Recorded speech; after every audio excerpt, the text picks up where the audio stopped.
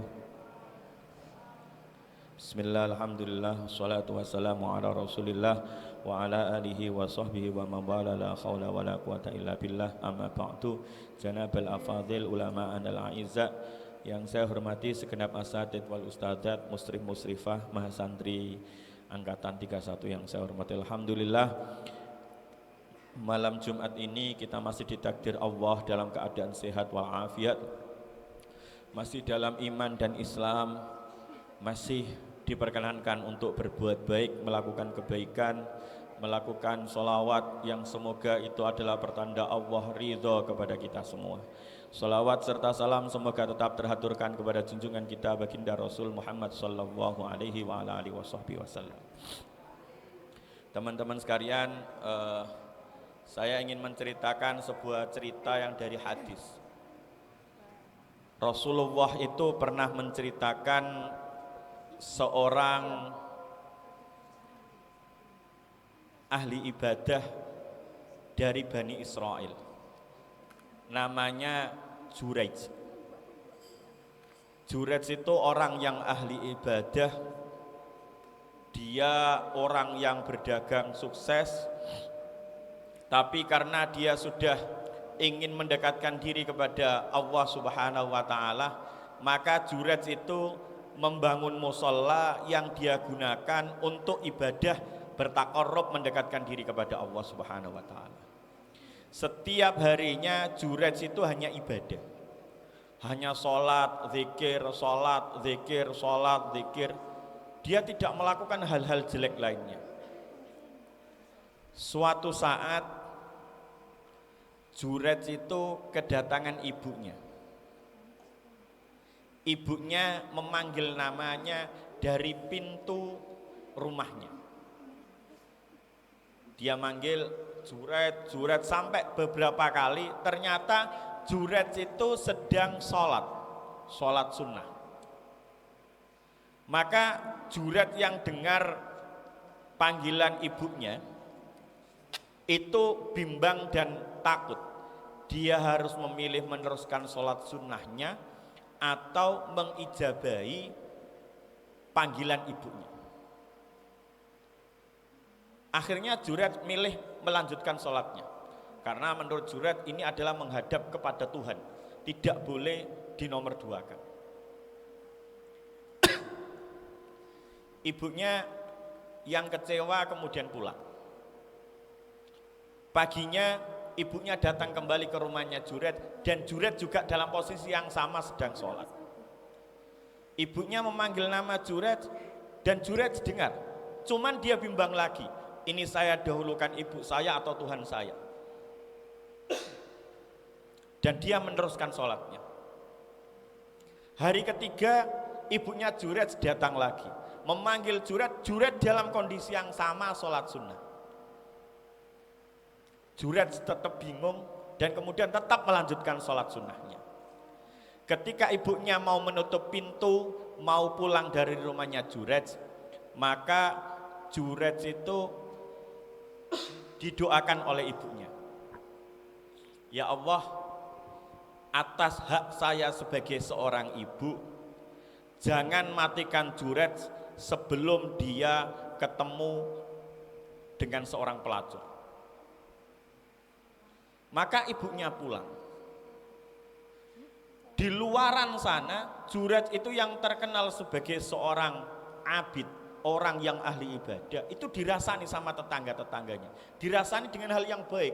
Juraij itu ahli ibadah, dia tidak pernah keluar dari musola, tidak pernah maksiat, dia tidak pernah meninggalkan sholat sunnahnya dan lain sebagainya. Tiba-tiba ada seorang perempuan nakal mengatakan kepada kaumnya, boleh nggak sih saya goda Juraij? Kalau dia memang ahli ibadah, dia tidak akan tergoda. Kaumnya kemudian minta, ya tidak apa-apa, coba digoda. Perempuan ini datang ke musolanya Juraij, goda Juraij. Dan Juraij tidak bergeming, tetap sholat, dia tidak sama sekali peduli dengan perempuan ini. Perempuan ini datang lagi, besok paginya goda lagi, dan sampai perempuan tuh mikir, ternyata Juraij ini kuat dan gak mungkin digoda. Dari seringnya datang ke Juret, dia itu merasa Juret ini harus bisa didapatkan dengan berbagai macam cara. Maka perempuan ini datang ke luar kota, keluar desanya. Di sana dia ketemu dengan seorang penggembala kambing. Dan dia akhirnya merayu penggembala kambing itu, dan terjadilah perbuatan yang tidak diinginkan. Sampai kemudian perempuan ini hamil. Orang-orang itu hanya tahunya bahwa perempuan itu setiap hari datang ke Juret. Maka ketika perempuan yang dari Bani Israel ini ditanya, "Ya fulanah, perempuan, ini anaknya siapa?" Maka perempuan itu mengatakan, "Ini adalah anaknya Juret." Akhirnya orang-orang itu marah dan mengatakan, Juret ini ternyata tidak sealim, tidak sehebat kelihatannya. Buktinya dia menghamili perempuan nakal ini. Akhirnya orang-orang Bani Israel datang ke Juret, musolanya dirusak, Juret yang sedang sholat itu ditendangi. Ketika dia sudah terluka parah, kemudian Juret tanya, "Apa yang kalian lakukan kepadaku? Saya ini tidak sangat salah apa-apa, kenapa kalian mukuli saya?" Dan Bani Israel mengatakan, "Itu perempuan kamu hamili sudah melahirkan, kamu tidak usah bohong." Maka Juret itu keluar dan kemudian pegang perutnya si bayi dan mengatakan, "Ya Allah, dengan izinmu biarkan anak bayi ini bicara, dia anaknya siapa." Maka bayi itu kemudian ngomong, "Saya adalah anak dari seorang laki-laki penggembala yang ada di luar desa ini." Dan kemudian orang-orang Bani Israel minta maaf kepada Juret dan membangun kembali musolanya. Ketika menceritakan hadis ini, para ulama menyatakan, seandainya Juret itu alim dan orang yang pinter agama, dia tidak akan meneruskan sholat sunnahnya dan akan mengijabahi panggilan ibunya. Maka karena kebodohannya dalam hal inilah Allah menurunkan cobaan melalui perempuan nakal itu. Jadi semenjak dulu ajaran Islam, ajarannya Allah itu selalu menyuruh kita taat, patuh, hormat pada orang tua. Makanya Al-Quran mengatakan, "Wahfid lahuma janahadzulli minar rahmat." Allah itu menggambarkannya dengan sangat indah. Ketika mereka kelak sudah tua, jenengan semua itu diminta oleh Allah, wahfid lahuma janahadzulli minar rahmah. Wahfid lahuma janahadzulli minar rahmah itu perumpamaannya seperti burung. Wahfid lahuma janahadzulli, janah itu sayap. Suatu saat ketika mereka sudah tua, anak-anak, kamu harus niru burung kepada anaknya. Burung itu kalau sudah melahirkan anaknya, maka dia membentangkan sayapnya dan menggunakan sayapnya itu untuk nutupi anak-anaknya agar tidak kedinginan, agar tidak diganggu orang lain. Itu membentangkan sayapnya dan mendekapnya dengan kasih sayang. Maka jenengan semua nanti kalau orang tuanya sudah sepuh, sudah tua, jenengan harus berperilaku seperti itu. Semua dosa di dunia ini karena kekhususan umatnya baginda Rasul. Semua dosa di dunia ini karena kita itu umatnya baginda Rasul, beda dengan umat orang-orang dulu. Kalau orang dulu, kalau punya dosa, hari itu juga dibalas sama Allah. Bani Israel itu sekali durhaka dihabisi sama Allah. Kaum Samud itu sekali durhaka dihabisi sama Allah. Adabnya itu enggak nunggu di akhirat, di dunia saja sudah diadab. Tapi umatnya baginda Rasul beda. Bedanya adalah umatnya baginda Rasul dosanya tidak akan dibalas di dunia tapi nunggu nanti di akhirat. Kecuali orang itu uququl walidain, durhaka ke orang tua. Kalau jenengan semua durhaka ke orang tua, maka siksanya diturunkan Allah di dunia ini dan di akhirat. Makanya sampean karena sebagai anak ya berbakti. Caranya berbakti piye? Karena sampean disuruh sekolah, disuruh kuliah, disuruh mondok, ya sing temen. Disuruh kuliah, ya datang kuliah itu jangan bolos. Itu bentuk bakti. Bakti itu bukan hanya sekedar merunduk-runduk terus koyok yo nek ketemu, ya memang adabnya harus merunduk, ngambung tangan, kita di depan beliau ndak boleh ndangak, kudu ndilu. Ya memang benar etikanya. Tapi lebih daripada itu, sampean harus berusaha untuk mentaati semua perintahnya, mengijabahi semua keinginannya. Ya termasuk nek dikon kuliah, ya kuliah sing temen. Ojo nek ndok garepe wong tuwa ndiluk-ndiluk, ndingkuk-ndingkuk ngambung tangan. Kemudian ternyata ketika disuruh kuliah mblenek. Mek nyampe kantin tok ora nyampe kelas. Ada Pak, banyak. Wong tuane ngomong, "Benisuk lho Pak, budal kuliah. Mulai Senin sampai Sabtu." Oh, itu semester piro no Senin sampai Sabtu. Ada, saya pernah ditemui orang tua yang kayak gitu. Anak saya itu Senin sampai Sabtu kuliah Pak.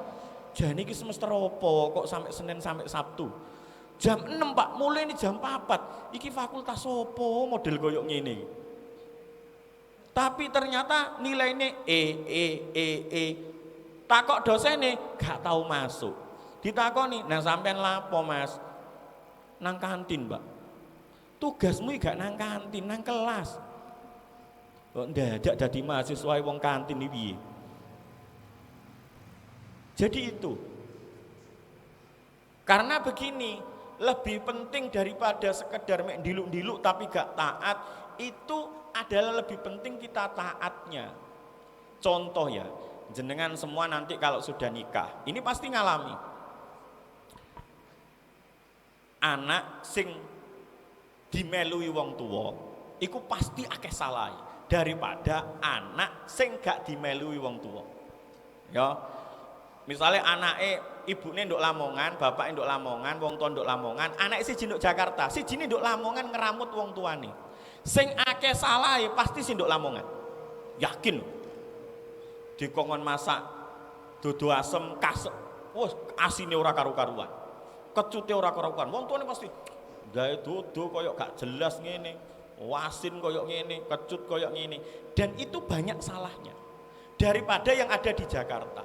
Tapi menurut ukuran Allah yang lebih banyak taatnya juga yang di Lamongan karena ngasih makan setiap hari. Sing di Jakarta ikut teko nggo panganan koyok iya. Di mata orang tua yang di Jakarta jarang salahnya. Sekali teko ngekei duit 1 juta, iku diceritakno tanggane. Anakku iku Jawa-Jawa, ben teko nggawa 1 juta, padahal tekoe ketika riyo tok. Mek ndeleh duit 1 juta. Sing ngramut bendino iku duit 100, duit 50, duit 20, ora krasa. Padahal kok umpama di kumpulno iku iso dadi 10 juta ngekei setahun.